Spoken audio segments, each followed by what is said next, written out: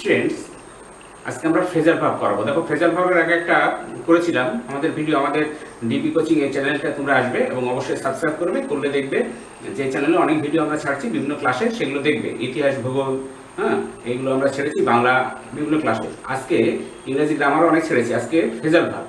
দেখো, আজকে মূলত ফ্রেজাল ভার্ব কিভাবে পরীক্ষায় আসে সেই বিষয়ে বলবো। ফ্রেজাল ভার্ব এমন একটা জিনিস যে মাধ্যমিক পরীক্ষাতে অবশ্যই আসবে, ক্লাস 9-এর পরীক্ষাও আসবে। 9, মাধ্যমিক, এসব পরীক্ষায় ফ্রেজাল ভার্ব খুব গুরুত্বপূর্ণ এবং এই চাকরি বাকরির পরীক্ষা ভবিষ্যতে ফ্রেজাল ভার্বগুলো আসে। ঠিক আছে, আজকে দেখো ফ্রেজাল ভার্ব কি করে করাবো। ফ্রেজাল ভার্ব যখন ভার্বের সাথে প্রিপজিশন যুক্ত হয়ে একসাথে একটি ভার্বের মতো আচরণ করে, তখন সেই ভার্ব প্লাস প্রিপজিশনের গ্রুপকে গ্রুপ ভার্ব বা ফ্রেজাল ভার্ব বলে। যেমন গিভ ভার্ব, তো আমাদের দেখবে এগুলো গ্রামারের ভিডিও দেওয়া আছে, দেখে নেবে। ভার্ব প্রিপজিশন ভিডিও অনেকগুলো দেওয়া আছে, দেখে নেবে। Plus up, give up. Give up মানে কি? পরিত্যাগ করা। দেখো, গিভের মানে কি? দেওয়া, আপের মানে উপরে, কোনোটাই মানে হলো না, আলাদা একটা অর্থ হচ্ছে গিভ আপ মানে পরিত্যাগ করা। আস, আস মানে কি? চাওয়া। হ্যাঁ, এখানে একটু হবে। আস মানে জিজ্ঞাসা করা, আসলে চাওয়া না, আস মানে জিজ্ঞাসা করা। কোনো কিছু জিজ্ঞাসা করা বলে আস বলি। আর ফর মানে অন্য জন্য, কিন্তু আস ফর মানে তখন হয়েছে চাওয়া। যে ভার্ব ও যে প্রিপজিশন দিয়ে গ্রুপ ভার্ব তৈরি হয়, তাতে ভার্ব বা প্রিপজিশনের কোনোটির অর্থই বজায় থাকে না, দুটো মিলে সম্পূর্ণ আলাদা অর্থ প্রকাশ পায়। ঠিক আছে, এবার দেখো পরীক্ষায় কিভাবে আসে। যেমন dengue has spread in our locality. দেখো, তোমাদের পরীক্ষা এরকম প্রশ্ন দেওয়া থাকে, এরকম বাক্স দেওয়া থাকে, যে বক্স যেভাবে করা আছে, আর নিচে লিস্ট দেওয়া থাকে। এখানে লিস্ট আছে টার্ন আপ, আমি বাংলাগুলো লিখে নিয়েছি যাতে তোমাদের এগুলো মুখস্থ করতে সুবিধা হয়। টার্ন আপ মানে আসা বা উপস্থিত হওয়া। কেম থাকে, কাম থাকে। লুক ফর, বইয়ের শব্দ খোঁজা, লুক ফর। আর একটা হচ্ছে, এটা হচ্ছে লুক আপ। লুক আপ মানে বইয়ের শব্দ খোঁজা, আর লুক ফর মানে খোঁজা, সার্চিং। দুটোই আসতে পারে। অথবা ব্রেক আউট, প্রাদুর্ভাব হওয়া বা ছড়িয়ে পড়া। এটা হচ্ছে অ্যাপিয়ার্ড। হ্যাঁ, অ্যাপিয়ার্ড বা স্প্রেড, এরকম ইংরেজি শব্দটা জানলে কি আর সুবিধা হয়। দেখো, dengue has spread in our locality, spread শব্দটাই বেশিবার পাবে।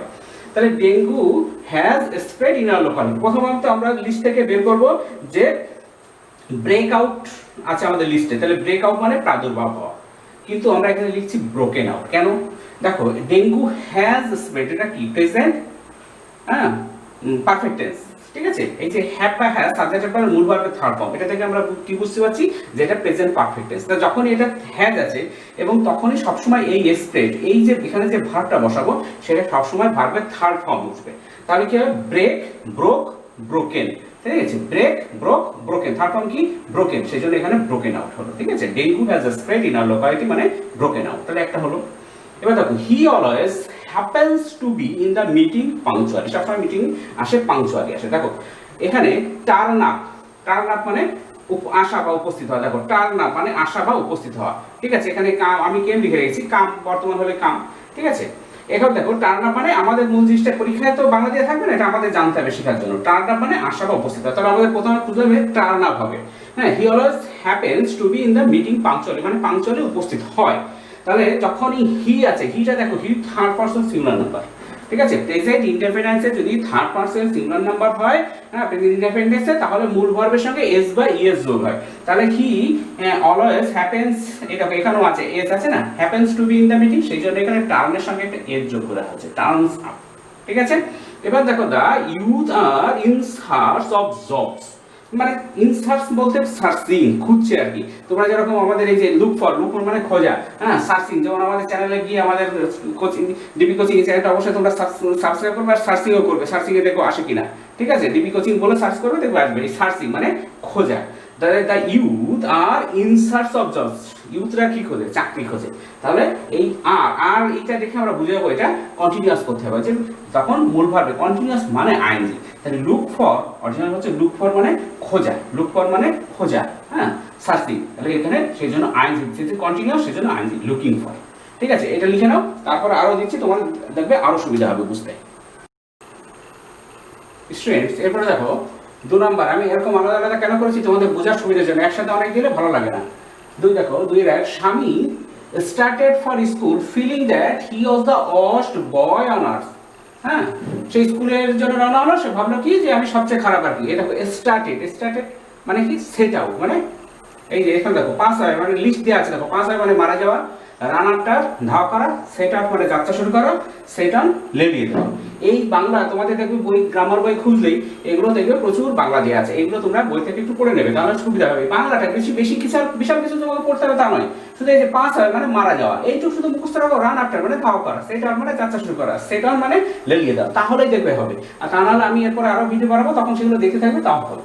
দেখো, স্বামী started for school feeling that he was the boy on earth, এটা সেট আউট, হ্যাঁ, এই যে সেট আউট যাত্রা শুরু করা, ঠিক আছে।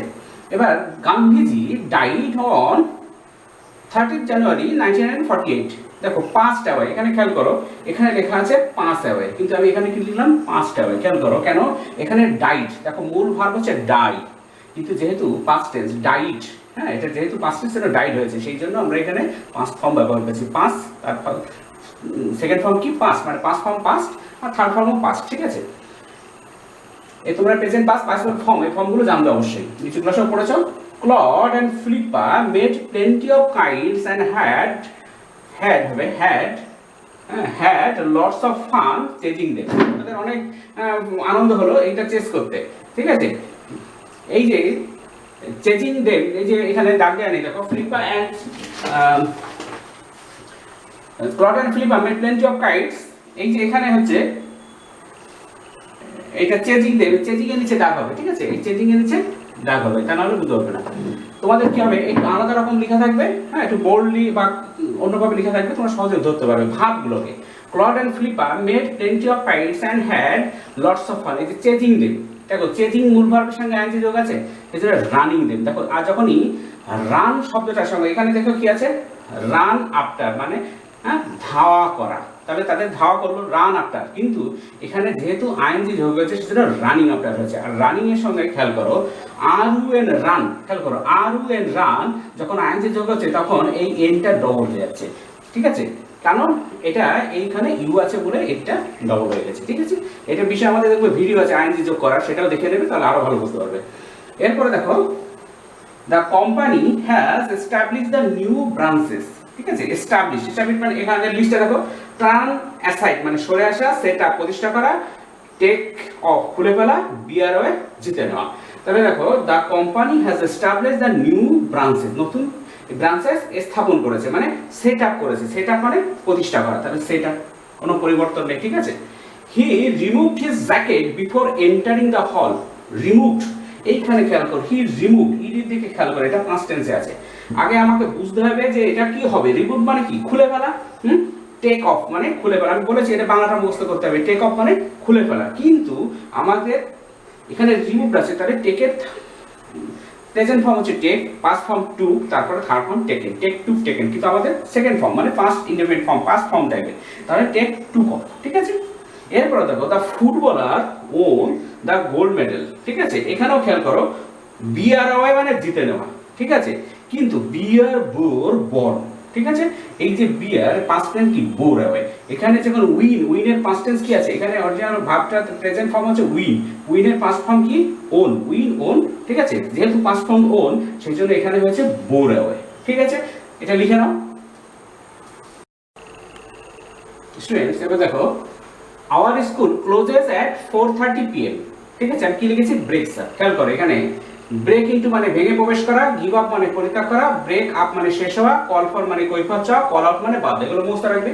তাহলে ব্রেক আপ মানে কি শেষ হওয়া, তাহলে our school clauses at 4:30 PM, তাহলে আমরা কি পাবো, এটা ব্রেক আপ হলো, মানে স্কুল ছুটি হয়, ব্রেক আপ। কিন্তু এইখানে দেখো একটা এস আছে, খেয়াল করছো এখানে একটা এস আছে, ঠিক আছে, থার্ড ফর্ম এই প্রেজেন্ট যেহেতু ইনডেফিনিট ফর্ম মূল যেটা চিরন্তন সত্য ধরো আমার বা অভ্যাসগত সত্য সেটা প্রেজেন্ট ইনডেফিনিট টেন্স হয়, যেমন এটা আমাদের স্কুল ওই দিন 4:30 ছুটি হয়, এটা একটা চিরন্তন সত্য বলতে অভ্যাসগত সত্য বলতে পারো, যে আমাদের স্কুল এরকম হয় আর কি, নিত্য অভ্যাস প্রতিদিনের ব্যাপারই এরকম, তাহলে এটা প্রেজেন্ট ইনডেফিনিট টেন্স, সেই জন্য ক্লোজেস দেখো এর যোগ হয়েছে ব্রেকস আপ, ঠিক আছে।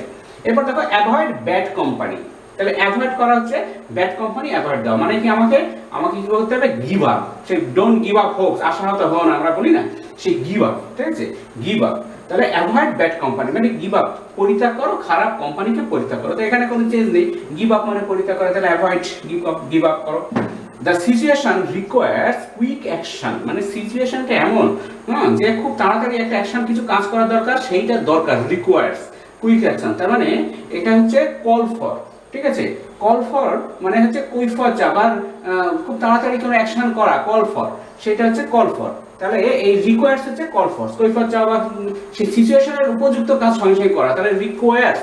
তাহলে কল ফর আমরা প্রথমে পেলাম, যেহেতু এখানে এস আছে, আবার সেই কলস ফর। এরপরে দেখো আর কিছু এক্সট্রা আছে, দেখো ব্রেক ইনটু ভেঙে প্রবেশ করা, কাট আউট বাদ দেওয়া, এগুলো এক্সট্রা থাকে, তোমাদের একটা অন্তত এক্সট্রা থাকবেই পরীক্ষার সময়। এবার দেখো নেভার হেড দ্য পুর, এখানে আমি কি কি লিস্ট দিয়েছি দেখো, লিস্ট লুক ডাউন আপন মানে ঘৃণা করা, কাট ডাউন মানে কমানো, কল অফ মানে প্রত্যাহার করা, কাম অ্যাক্রস দেখা হওয়া, ক্যারি আউট মানে পালন করা। তবে নেভার হেট দ্য পুর মানে গরিবদের কখনো ঘৃণা করো না, মানে look down upon, look down upon মানে ঘৃণা করা, এটা খুব পরীক্ষা আসে কিন্তু, লুক ডাউন আপন মানে ঘৃণা করা, তাহলে এটা কোনো চেঞ্জ নেই, লুক ডাউন আপন হেট, ঠিক আছে। We must reduce our daily expenses, আমাদের খরচ কমাতে হবে, ঠিক আছে, রিডিউস করতে হবে। তাহলে খরচ কমানো কি বলছে এখানে, কাট ডাউন, কাট ডাউন মানে কমানো, তাহলে রিডিউস খরচ কমানো, কোনো পরিবর্তন নেই, কাট ডাউন লিখে দিলাম। The strike was withdrawn, was withdrawn, এইখানে খেয়াল করো, ওয়াজ উইথড্রন এটা প্যাসিভে আছে, ঠিক আছে। ওয়াজ উইথড্রন কারা উইথড্রন করেছে, যারা স্ট্রাইক ডেকেছে তারা উইথড্রন করেছে, ওয়াজ উইথড্রন বাই সামবডি, বাই সামন, সেই জন্য এটা প্যাসিভে আছে। তখনই প্যাসিভ হয় তখন অ্যামিজ আর বা ওয়াজ আর মূল ভার্বের থার্ড ফর্ম হয়, উইথড্রন। দেখো উইথড্রন, এইখানে আমাদের call, call for, call of মানে, কল অফ মানে প্রত্যাহার করা, কল অফ মানে প্রত্যাহার করা, কিন্তু আমাদের এখানে দরকার থার্ড ফর্ম, এই উইথড্রন আছে যেহেতু এখানে আমাদের থার্ড ফর্মের দরকার। তাহলে কি করব, কল, কল্ড, কল্ড, ইডি যোগ করলে পাস্ট ফর্ম আর থার্ড একই, তাহলে সেজন্য কল্ড অফ, কল অফ সেটা কি হয়ে গেল, কল্ড অফ, এই ইডিটা যোগ হবে যেহেতু এখানে থার্ড ফর্ম আছে। আবার শোনো, দ্য স্ট্রাইক ওয়াজ উইথড্রন, এটা প্যাসিভে আছে, তার মানে এটা থার্ড ফর্মে আছে, থার্ড ফর্মে থাকলে এটা। এবার দেখো স্টুডেন্ট, এক্সিকিউট মাই অর্ডার মানে আমার আদেশ এক্সিকিউট করো, আমার আদেশ পালন করো, সেটা কি হচ্ছে ক্যারি আউট। তাহলে এই যে ক্যারি আউট মানে পালন করা, ক্যারি আউট মাই অর্ডার, ঠিক আছে। এই যে ক্যারি আউট মানে অর্ডার, এখানে কোনো পরিবর্তন নেই, সেজন্য এক্সিকিউট কি হয়ে যাবে, ক্যারি আউট মাই অর্ডার। আমাদের গ্রামারের দেখো অনেক ভিডিও আছে, আমাদের টিভি কোচিং এর চ্যানেলে যাবে, গ্রামারের ভিডিওগুলো দেখবে, তাহলে সহজে এগুলো বুঝতে পারবে। আজকে পর্যন্ত, এরপরে ভিডিওটা করলে বড় হবে, এরপরের ভিডিও দেখার অনুরোধ রইল। Thank you very much for watching.